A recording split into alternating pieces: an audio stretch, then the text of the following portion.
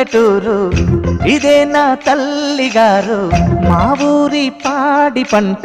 రాములోరి దీవెనంట తల్లి గోదావరి నీళ్ళు కడిగ సీతమ్మ పాదాలు ఊరంతా హాయ్ హాయ్ హాయ్ మనసంతా హాయ్